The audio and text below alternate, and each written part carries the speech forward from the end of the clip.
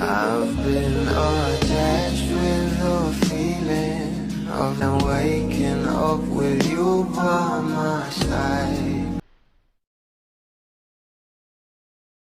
Talaga naman ang pagpunta ng ating Bel Mariano sa Araneta Coliseum para suportahan itong ating Donnie Pangilinan ay talaga namang pinag-uusapan na, lalong-lalo pa nga ang video na ito kung saan isabay nga dumating ang ating couple kasama nga itong si Bench at itong si Solana na talaga namang kapatid na ang turing sa ating Bel Mariano.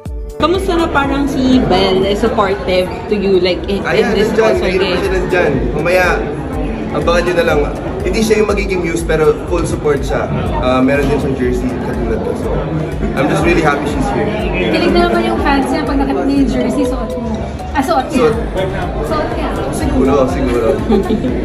Pero sobrang happy ako kasi nandito siya and sayang nga, sana next time part siya ng volleyball. Sabihin niyo nga siya. Pero marunong siya? Marunong siya, hindi ko lang nag-speak. Kasi ako naman yung magsusupport doon, di ba? Kamusta na parang Umani nga ito ng maraming komento at ayon nga dito pilitin daw na mag-volleyball jowa niya para siya naman daw maging cheerleader. Pretty please next year, Bel Mariano, i-go niyan. Game on Donnie.